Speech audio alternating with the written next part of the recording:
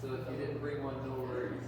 Well, hey, good evening to you all, and thank you for coming. I'm excited about this workshop tonight to be a part of discussion. All right, so if you came just to listen, you're going to be a little disappointed because we're actually going to dialogue a little bit. All right, but I won't make everyone talk. Okay, I promise. Okay, my wife would be scared. She would leave right now. But I do want us, I have a few questions as we go through this PowerPoint, and I want us to be able to discuss. You know why? Because hopefully we can learn from each other. When Dr. Kronemeyer asked me to lead a session, a workshop on this topic, I was sitting there thinking there's so many different angles I could take with this, right? It could be, okay, let's map out what should your child take for academics and extracurricular all the way through. I can do that way. But I don't know if that's the best thing to do, because there's not one size fits all, is there? There's not a specific formula. So how I landed with this workshop, I wanted to talk to you all about factors that impact academic success. Factors that impact academic success, and just even emotional and social maturity. So let me go ahead and get a few more handouts here to you all. All right, of course.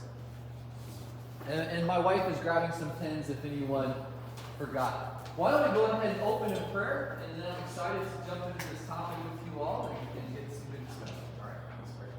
Thank you, Lord, for this time that we can meet tonight. And I do pray that the discussions, Lord, that we would always look all to the glory of God.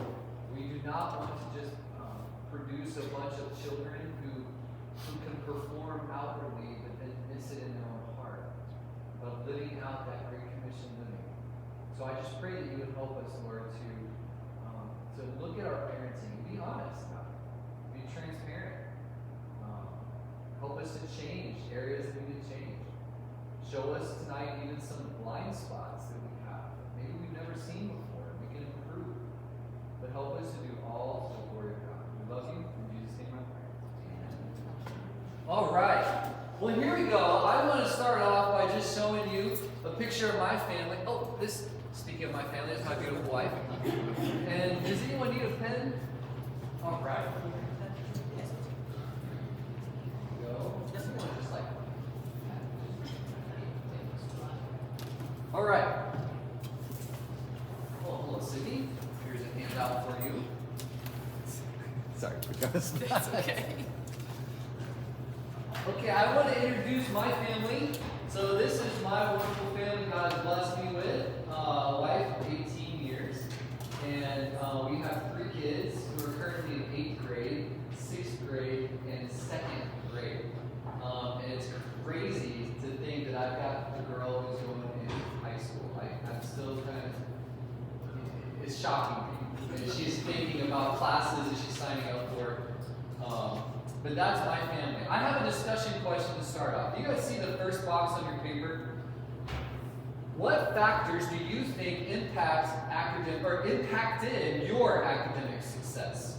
When you think back when you were a child, what factors impacted negatively or positively your academic success? So this is what we're going to do. For about 1 minute, you're going to write some stuff down. You're going to turn to a neighbor next to you and compare notes. And then we'll come back together and I'll get a few of your answers. Okay? All right, go ahead.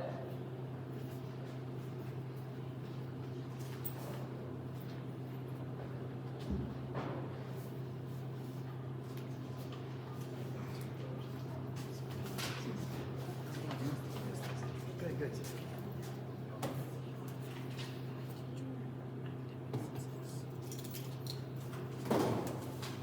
Taking a deep Okay.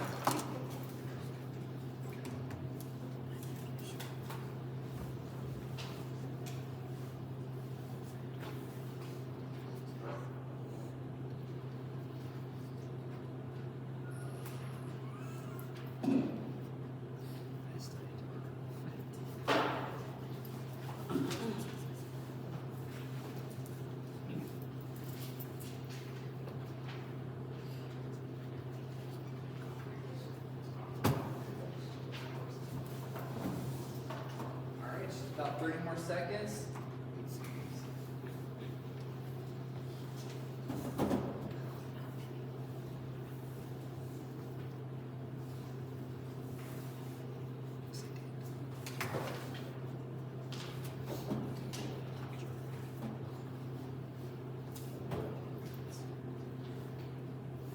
All right, maybe we're too spread to share with each other close by, huh?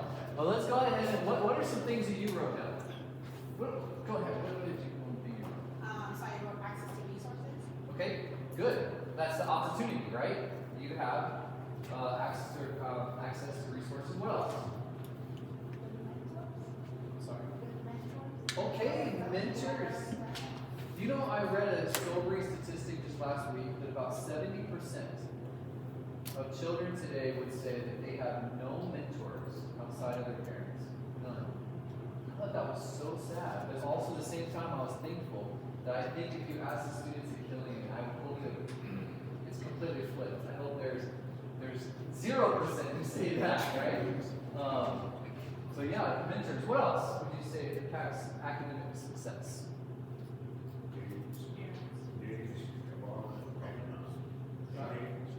Parents who are involved.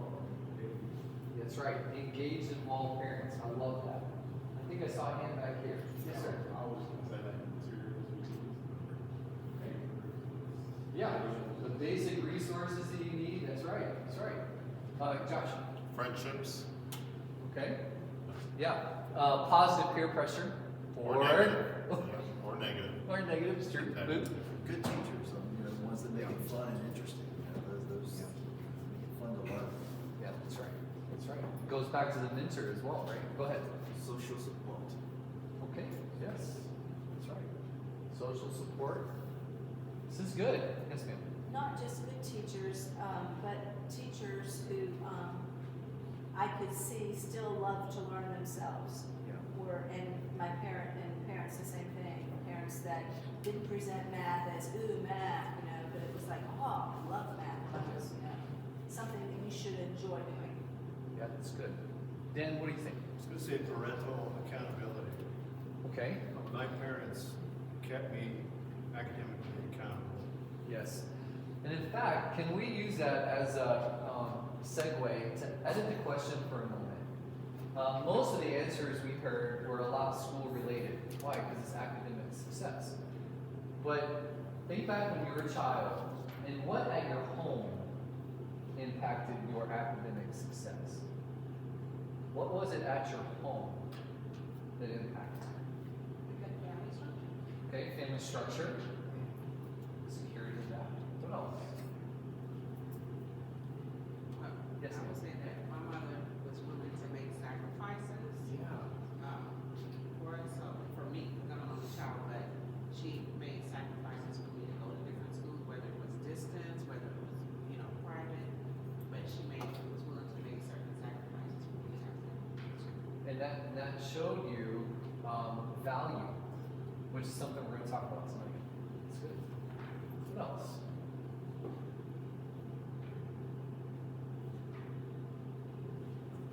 These are great answers. I love it.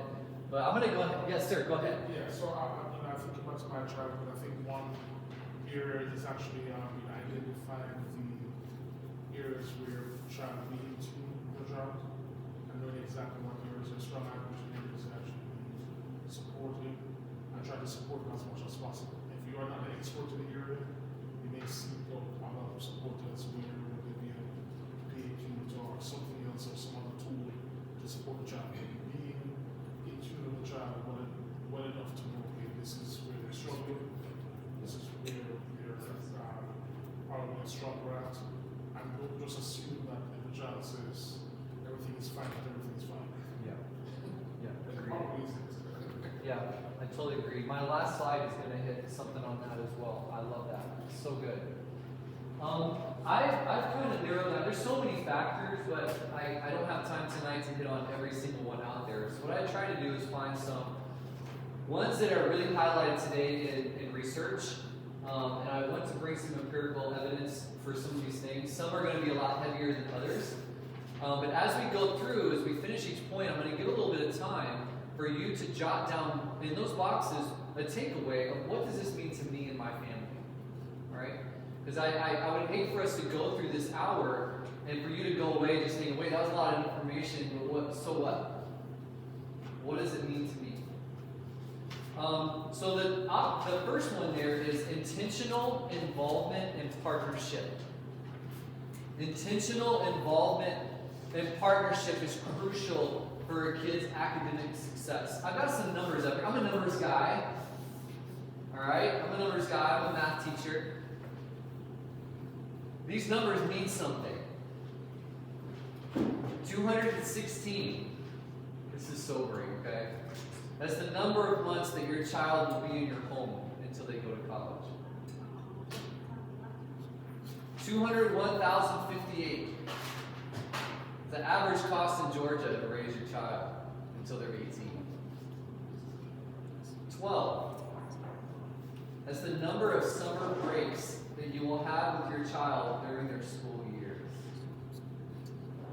16. That's the percentage of their hours during school age that is spent at school.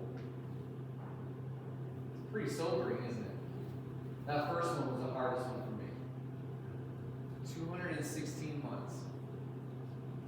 Now you're like, wow, I didn't come here to get depressed. Why are you doing this? I'm saying this because of this one thing, to be intentional.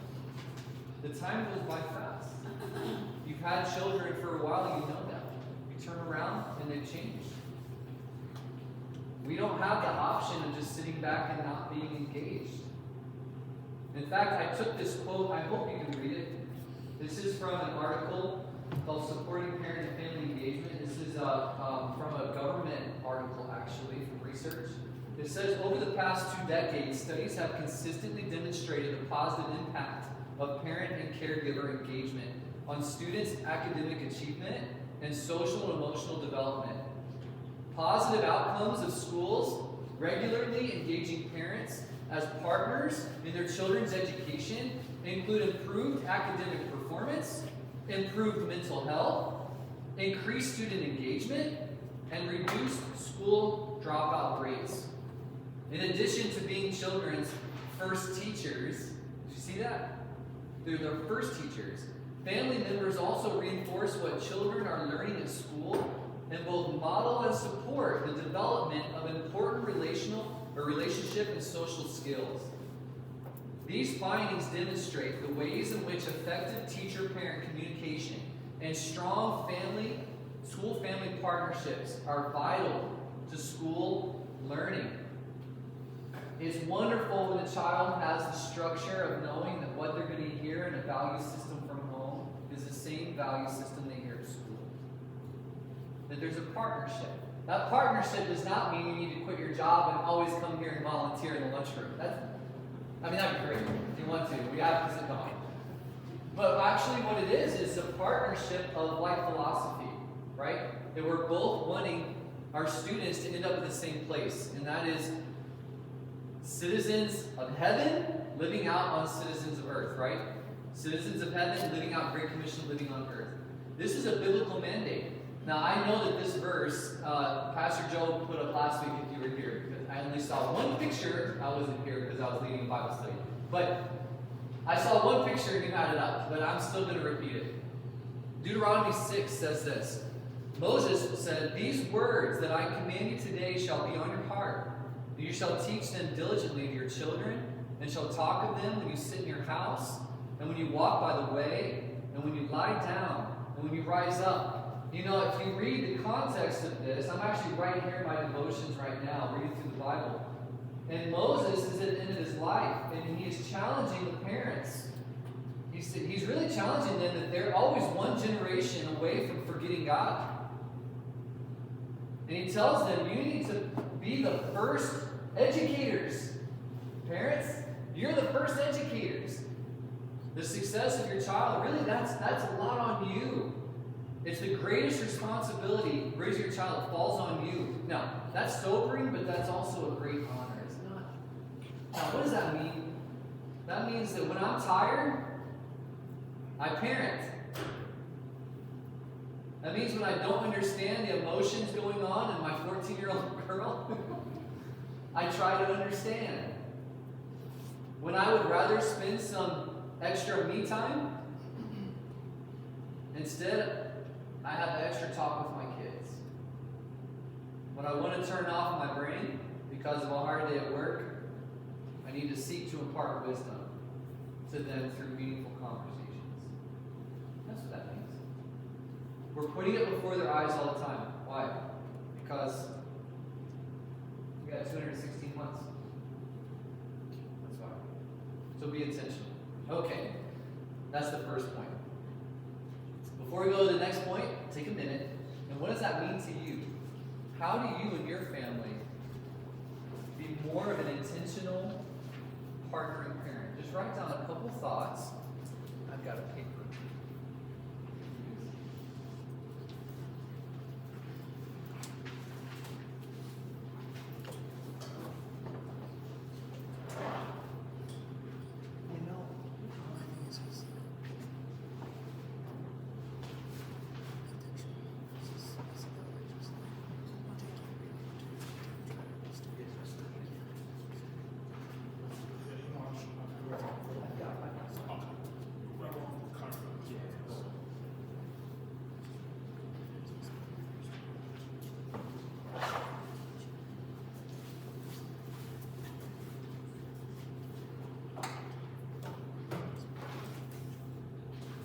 Alright, for sake of time, I'm going to jump into the next one.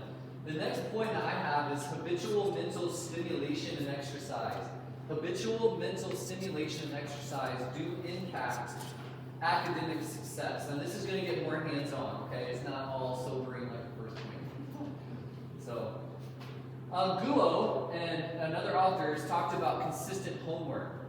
He used a meta-analysis of various research to conclude that students who are given consistent homework performed better in school. And between the groups of students who had little homework to those who had more, the students' writing skills in the more group were much higher. So consistent homework is an impact. Now, I gotta say, this is not a commercial for Killing Hill School, but that is something we take seriously, is to give age-appropriate homework. We don't always hit it right. There are days where kids are like, hey, that's nothing, and that's fine. There are days where they're like, ah, I'm drunk. We're trying to find that medium. You guys know, your parents here. But consistent homework is incredibly important. And that's one reason, by the way, I gotta say that 6 years ago, when we went through COVID, we did not lighten up on it, and other schools were. And because of that, our scores stayed high. And I think that's a big reason why.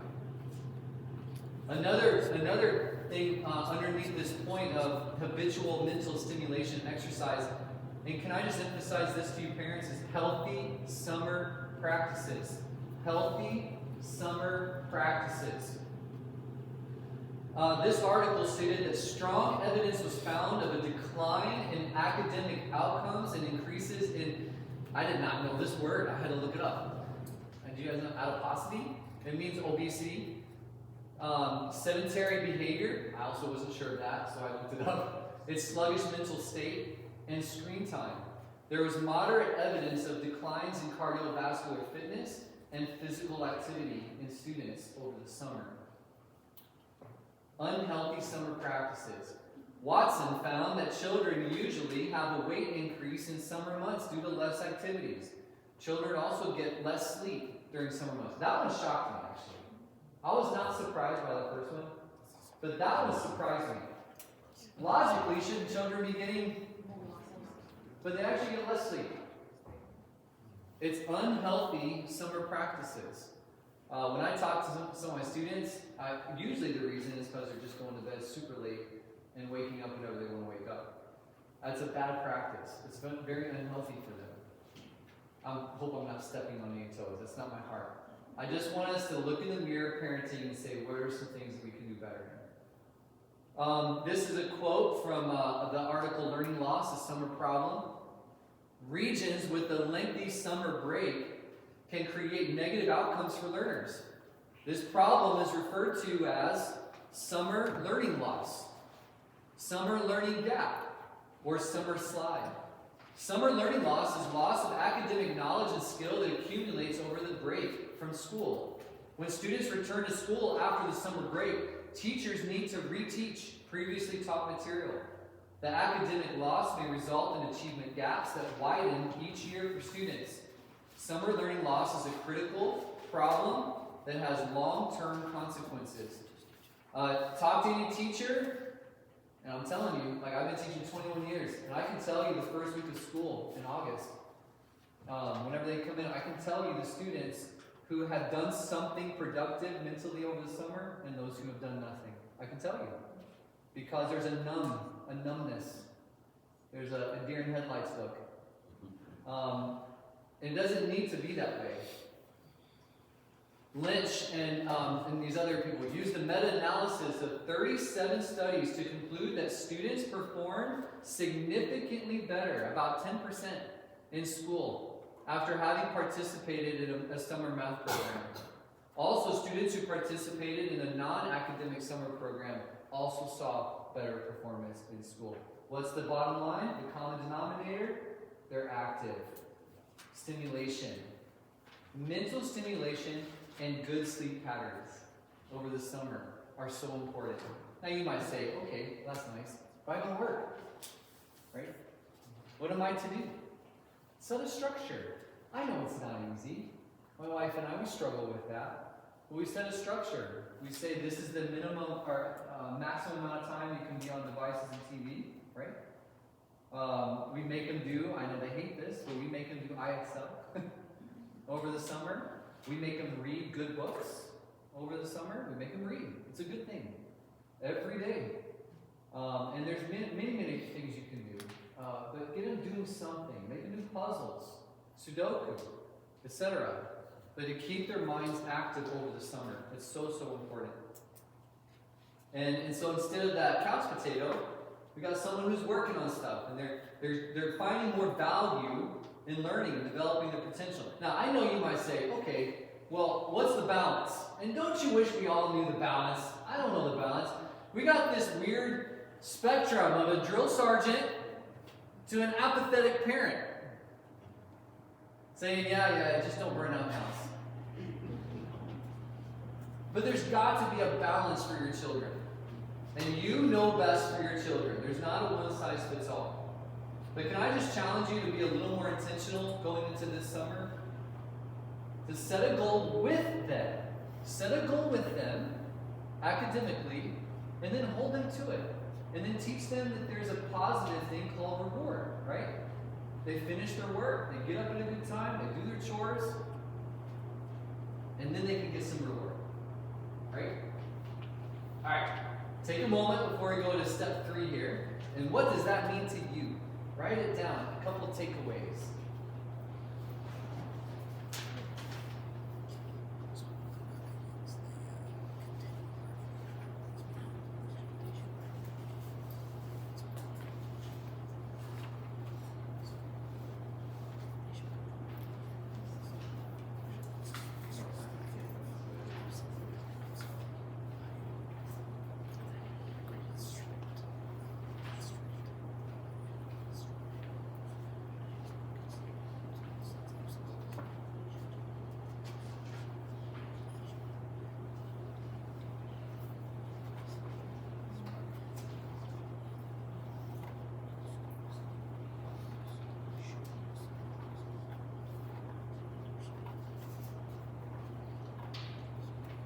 So I know I'm only at the second point, but actually on this one, because I want to learn from you as well, what's something maybe you wrote down as a takeaway, something that you would like to incorporate with your family, or maybe you've seen work well with your family? Yes, ma'am.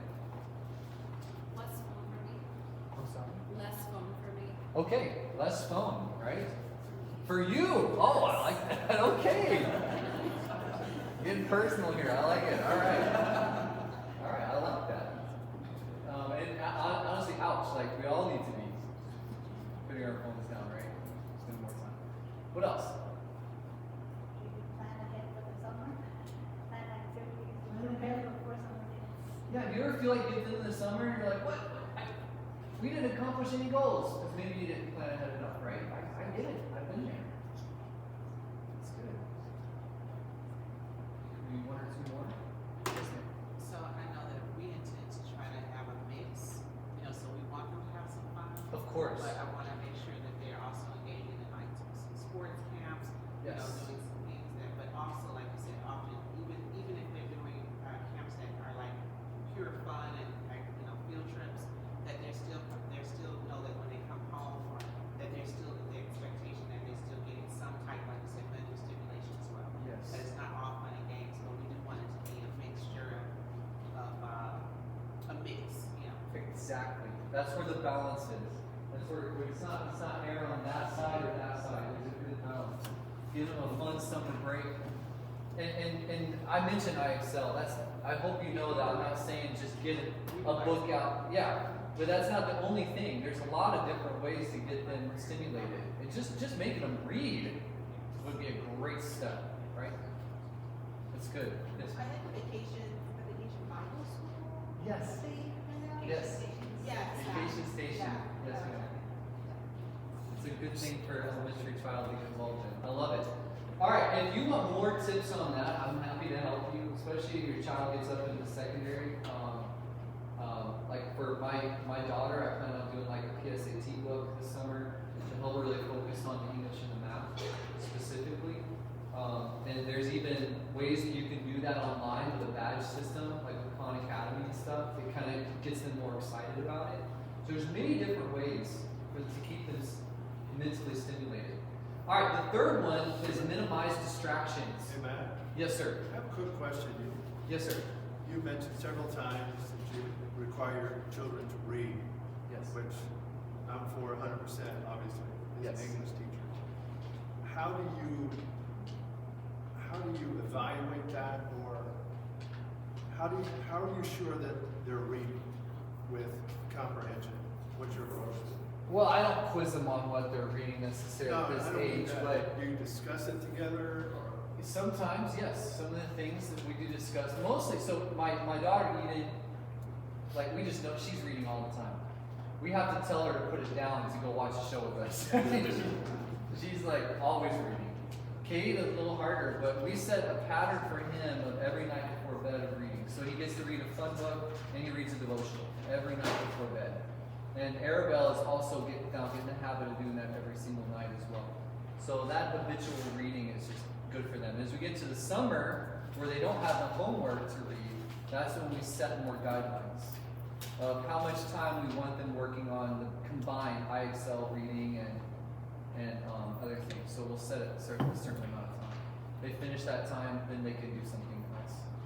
So I'm not testing for comprehension necessarily, more habit is my goal.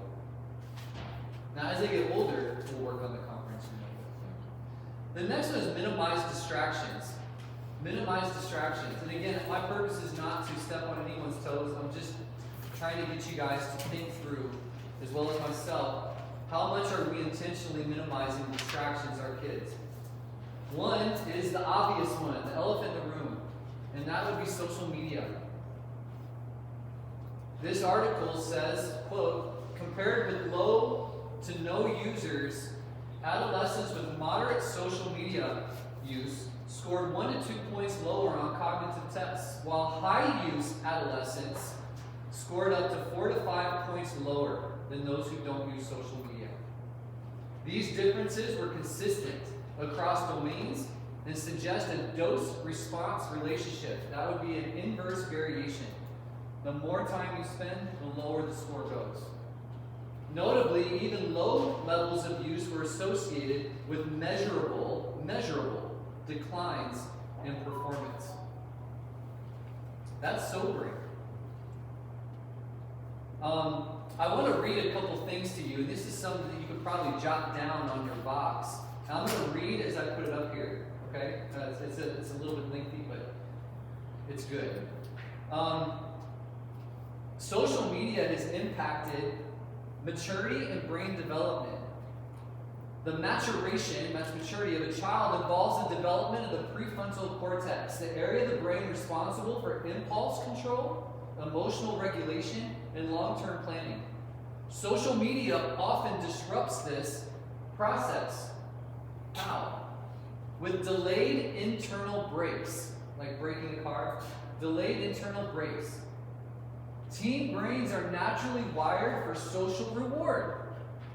Platforms amplify this by providing instant dopamine hits via likes and notifications. Because the prefrontal cortex doesn't fully mature until, get this, age 25. Researchers note that kids essentially have a high-speed engine with no brakes, leading to difficulty in managing their emotions and delaying gratification. It's not helping them, it's hurting them. Another impact towards the maturity of the brain is the notification tax on focus. A 2025 study from the Karolinska Youth Institute linked social media use to increased inattention symptoms. The constant anticipation of a message acts as a mental distraction even when the phone is away, which researchers suggest is contributing to a rise in the ADHD-like symptoms. And surprisingly, that same study found that there is actually no correlation between watching TV or playing video games and their ADHD, just social media. Another one is social displacement. Maturity requires friction, face-to-face navigating difficult face-to-face social cues. Social media replaces these nuanced interactions with curated, low-stakes digital communication, which can lead to social anxiety or a lack of resilience in real-world conflicts. It's impacting the brain quite a bit. Now, social media is highly in the news right now, right? Big techs they're being pulled in and saying, why are you not putting safeguards? And I think they need to be putting safeguards. But remember Deuteronomy 6. The responsibility is not on them. It's actually on you and me. It's actually on you and it's on me. To be safeguarding our kids. If we know something hurts them, we should be taking it seriously. Then it does hurt them. The science is overwhelmingly saying it's hurting them. A psychiatrist from, I forget where from, PhD psychiatrist I saw on the news, and she was imploring parents just 2 weeks ago, saying, please, please, please, as much as you can delay social media for your kids, delay it. Push it down the road until as old as you can, because it's not helping them. It's hurting them. It's actively hurting them. The second impact is on academic progress. Academic decline is increasingly linked to quality of cognitive processing. It impacts them, the cognitive performance, it declines. Another recent data from last year indicates a dose-response relationship between social media and cognition. Adolescents with high social media use, that's 3 hours per day or more, scored significantly lower, up to 5 points lower, on standardized tests for reading, vocab, and memory compared to low users. Another impact is deep work versus shallow scrolling. Constant multitasking. And I know it happens. My students will come in and say, sir, that homework took me an hour and a half. And I said, wait, was that an hour and a half of sitting in front of the TV or TikTok? Well, yeah, so probably like 20 minutes, right? Deep work versus shallow scrolling.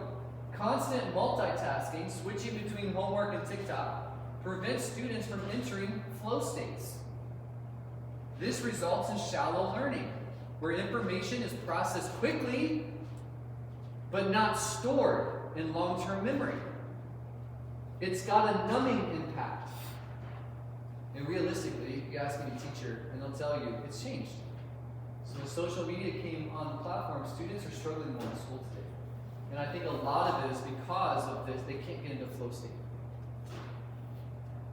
And then sleep disruption. Did you know that roughly 45% of teens report that social media hurts their sleep? Chronic sleep deprivation is one of the leading predictors of poor GPA, as it impairs the brain's ability to consolidate information learned during the day. Now, this was a harder point. Again, I'm sorry. I'm just trying to tell you as it is. And you know what's best for your kids. You know the right time. I was just talking to a parent the other day of some students that I teach, and she said, Matt, I know that this was not popular amongst my kids' friends. I get that. But my husband and I decided for our kids, they got no social media until 18. And she said, we decided that was best for our kids. Her kids are doing great. They're doing great in college. Very successful. I'm not saying that's a formula. Don't take me wrong. There's a lot of things to say for success, okay? I'm just saying if we know it's hurting them, maybe we should be a little more careful about it, right? So some tips I have for this: delay it, delay it, delay social media. Prohibit devices in isolation. Can I just challenge you? Again, you know what's best for your kids, but maybe a TV in the room is just not the best idea. Maybe devices in the room is not the best idea. So prohibit devices in isolation. That's not being a mean parent. It's not. It's you looking out for your kids, right? And then model digital hygiene. Model digital hygiene. It's teaching them how do you handle devices in a responsible way. And that comes, of course, with maturity as they age. Whew. Give you a few things to think about. Write down a couple takeaways if you don't mind. Then we'll go to the fourth point.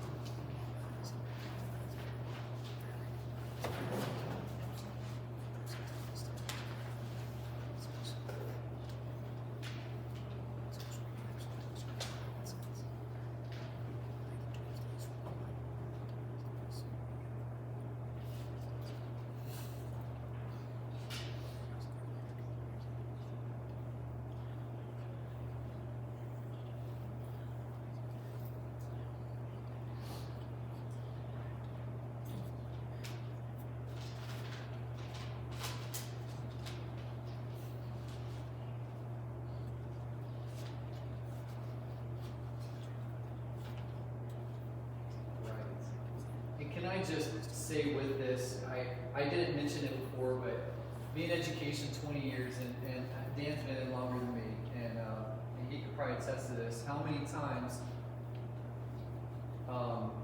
I've seen students scarred because of irresponsible online activity, usually in the form of chat rooms, right? I've seen it over and over and over and over and over again. That is an unnecessary distraction. I hope you're seeing my point here, is that we can minimize those distractions as parents by just putting a safeguard and saying, hey, I get it. Maybe all your friends are in that chat, but you know what? You don't need to be right now. It's a distraction right now. So I'm just challenging you to think about that, and you know what's the best timing for your kids, but hopefully that just gets you thinking about, yes sir? So do you have any suggestions as to controls that can be implemented? Because I mean, these kids these days are way smarter than most parents. Yes. So you may say, okay, go chat. You have no idea what is going on. Yeah. Are there any tools that you can recommend or suggest? Our guidelines as to how to go about restricting. So my kids don't have phones, so I don't know the apps that would control. That's a good start. Yeah. So that's what we've decided. Just my daughters have a Chromebook, but we have controls on that. Kindles, you can have the parental controls on as well. But I know there's apps out there that I don't know the names. If anyone can help me, but there's some apps. Hark? Thank you.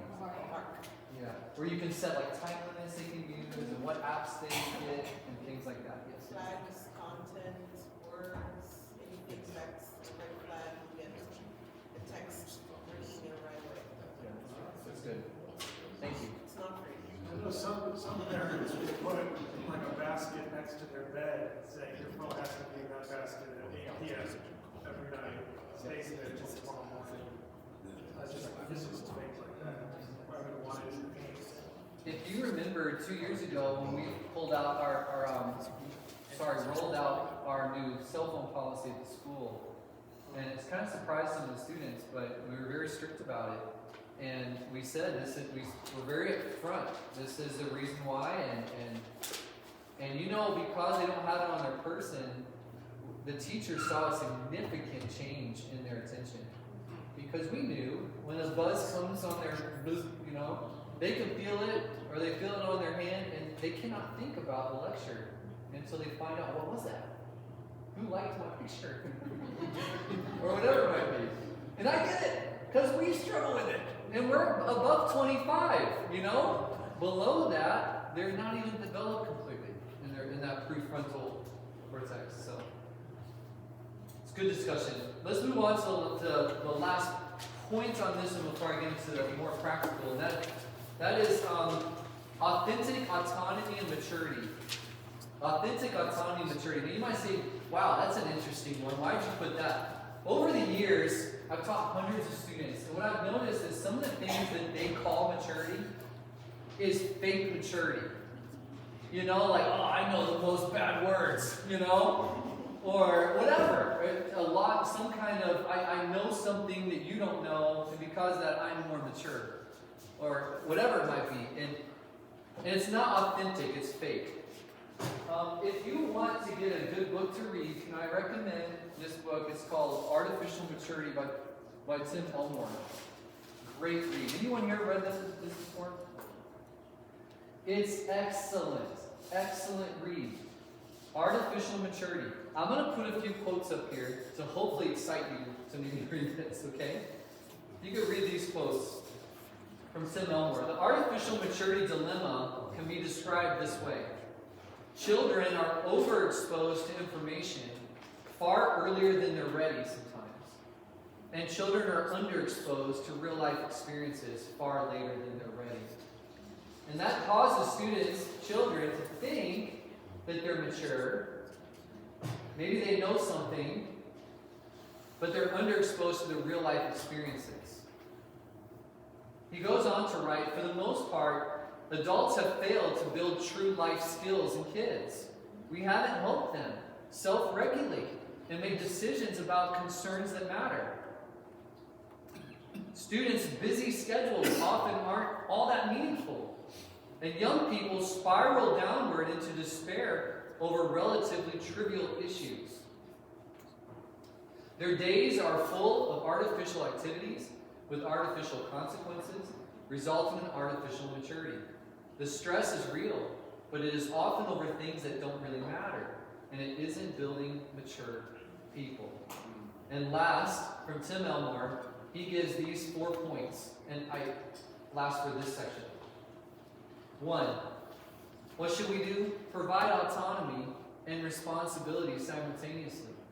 Autonomy is that natural independence that students want as they grow. That's normal. I hope our kids are wanting that as they grow. But provide autonomy and responsibility, right? As they grow. 2, provide information and accountability simultaneously. 3, provide experiences to accompany their technology-savvy lifestyles. Don't let them think that all of reality is based off of what they do on TikTok, right? Real life experiences.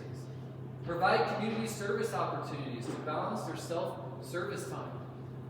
Now, I'm just showing you a few things to get you to think about. Are we helping our child to mature authentically, or is it artificial?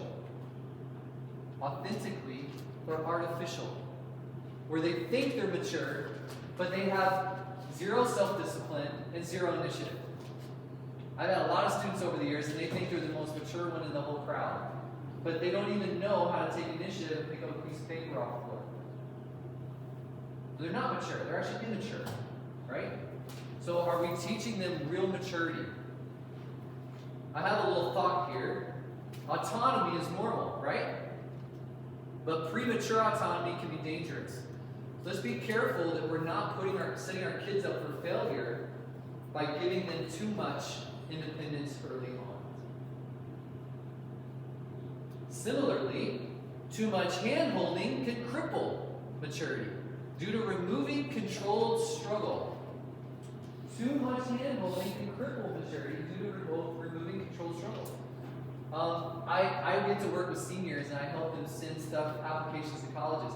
And the number of seniors who are struggling to just apply to college, it's going down. As I have more and more parents doing it for them. And I'm not dissing, I get it, they're helping, but their kids are about to graduate and go to college. They've got to teach their kids to do that as well. So we got to be careful how much hand-holding we're given as well. It reminds me of a story. When I was in college, sorry about that name, I don't know why that's the word, but you can see the picture, right? When I was in college, a teacher of mine said that when he was a little boy, this stuck with me, okay? Core memory. He He said when he was a little boy, he saw this butterfly cocoon, and he was watching it every day, excited. And one day he finally saw the butterfly starting to pop out. He was so excited. But after, a little boy gets impatient. So he was watching, waiting, and it was going too slow. So he thought, I'll help it out. So he took some scissors, and he just cut the cocoon around it to let the butterfly out. Oh, nice. The problem is that whenever it fell, it came down, it never flew.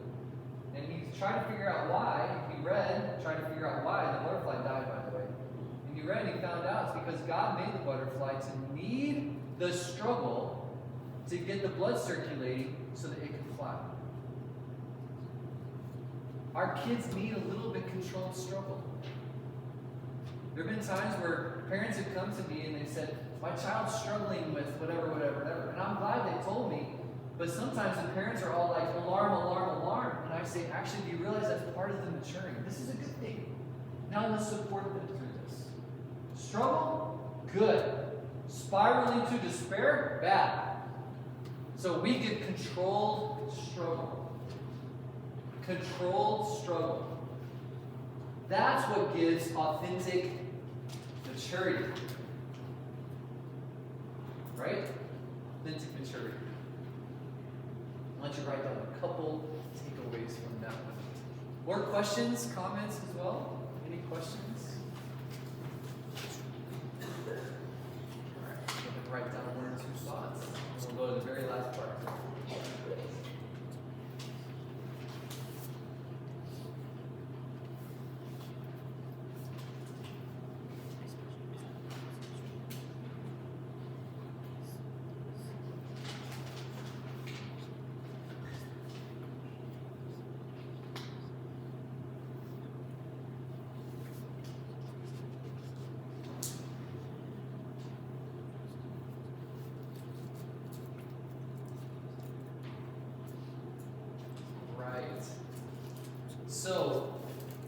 So now what? So those are 4 factors that I wanted to highlight. I hope it's been helpful. For the last 2 points on here, just a little bit of practical thoughts of how do you help your child then move from elementary to secondary, and then secondary to college and career. There's so many points I could put on this. I tried to narrow it down. Here are 3 points underneath elementary to secondary that I would challenge you with after being in education for a while. First, if you're an elementary parent, develop good study habits. Help your child, develop good study habits. That takes involvement, especially at a very young age. Teach them to study. It's so important. It really hurts the child if they never learn how to study and keep up with homework as they get into secondary. So develop good study habits. And that means, to our friend's point, sometimes you have to put the phone down and help them, even after a long day of work. Cultivate intrinsic motivation. Show value to learning. I loved your statement about how your mom sacrificed, and it taught you value. There's many different kinds of value. Students come to my class, and some of them value it because they call themselves a math person. Some value it because they see it's valuable for their future career, right? Some just enjoy it. Whatever it might be, it's fine. Just teach them value. You know what really hurts as teachers whenever a student comes and says, my parents said I'll never use this in my life. That's happened to me multiple times. And then I have to gently explain to them, okay, you might not use that exact topic in your job, I get that. But you realize I'm not teaching you just for you to go work in a job. I'm teaching you to develop you as a person. Because this is teaching you mental resilience. It's teaching you critical thinking skills. It's teaching you endurance, hard work. So please teach them the value of learning. All right, even if it's literature. Don't tell Scrap to that. Sorry, Dan. Just kidding. I did not like literature in school, but I did grow up, and I did learn to value it. Encourage a growth mindset. At a young age, if you can get them to not quit when it gets hard, it's really going to help them, as opposed to a fixed mindset. Fixed mindset is, well, I am just not a math person, so I can't do that. No. Have a growth mindset. You can do it. You might not know how to do it now, but you can learn. I wanted time to discuss how do we practically accomplish these, but we're running lower on time than I had expected.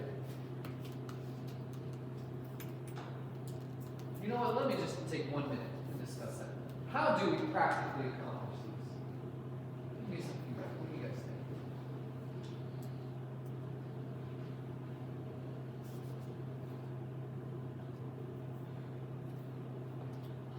Yes, sir. I would say that one, I'm sorry. as parents, actually model that behavior. That's what that's what. Yes. Yeah. Show that value. Yeah, I love that. Go ahead. So, like, they encourage the growth mindset. So I have one who, they don't feel like handwriting is their, is that they're really strong in handwriting. And so it's one thing to just have them do handwriting in school, but if I know that this is something that they're struggling with, then I have to have them have some handwriting exercises at home too. And I'm like, baby, this is just the beginning. Like, this is your first grade. Like, you about to start writing for like a month, like. And so really trying to encourage him and her to continue doing writing, and so making sure that I create opportunities at home and not just relying on me at school. That's right. I love that. So good. And that really is partnership, right? That's good. All right, let me go to the secondary to the college. Just a few tips. Plan for a healthy amount of academic rigor. This I could do a whole session on because I am passionate about academic rigor. I'm passionate about it. Very passionate that we need to be giving them some rigor. That doesn't mean we're just trying to find the activities that are the hardest. No. We're trying to give them something that is going to develop their potential. Did you know studies show very clearly that students who have to work at something academically and work hard actually end up enjoying it more because they value it more? But you know what is a killjoy for learning? Is boredom. Is boredom. So let's make them work, accomplish a task, and then they enjoy it more. Healthy amount of academic rigor. Notice I said healthy because every age is different. You know? You don't throw the person who's never touched water into the deepest end of the pool. In the same way, we're careful. Here at Killian especially, we're careful about putting students in the right rigor as they get older. But you as parents can talk into that. You can tell them, hey, you know what, one day I want you to be in this AP class, or I want you to try this college class, but a healthy amount of academic rigor. Don't let them just pick the easiest classes. Watch for signs of apathy or burnout, then adjust. I think you made reference to that earlier, right? Don't just take their word for it. Like, look for signs of either boredom, that they're apathetic about it, or that they're burning out, they're really dying in this. And then step in. Adjust when needed, give support when needed. But be careful that you're not teaching them just to quit when it gets hard. Just be careful of that. There are times to say no, there are. But just be careful that that's not the default. Develop the soft skills through extracurricular activities. Get your kids involved in something. It's sad whenever students become seniors. I'm just being transparent here, okay? But some seniors come through my office, they're talking about college, and I say, okay, let's talk about your resume here. What are you going to write down that you've been involved in? And sometimes they can't think of one thing, and that's so sad. Because their senior year, it's done. They don't have a chance anymore. No, I'm not saying their life is ended, okay? But it's just kind of sad that they missed out on that. So as parents, have those talks with them when they're young. Get involved in something. It's good for their soft skills to play a part of a team, or a drama, or a quiz bowl, or something. It's the soft skills. There's one other thing that I wrote down I did not put on here, and that is encourage collaboration and interdependence. Most of your kids are going to grow up and work in a team kind of job, most of them, because most jobs are. You work with people. So teach them at a young age it's good to collaborate, and it's good to rely on one another, right? So good collaboration and interdependent skills. And I wanted to ask this again, but we're out of time. How do we practically accomplish these? I hope that you'll think about those. You'll write that down. What does this mean for me and my family? And I want to close by just reminding you of this verse one more time. And these words that I command you today shall be on your heart. You shall teach them diligently to your children. It's intentionality. You shall talk of them when you sit in your house, when you walk by the way, when you lie down, and when you rise up. I do want to emphasize to you all, and you know this, as parents, your love for your kid is not based off of their performance. It's not. I hope we're showing our kids that. Your love for them, so you're a parent, right? Because they're image bearers of God. But we should be all at the same time encouraging them to develop their potential, to become independent learners, and do it all to the glory of God. These are my works that I cited, in case you're wondering.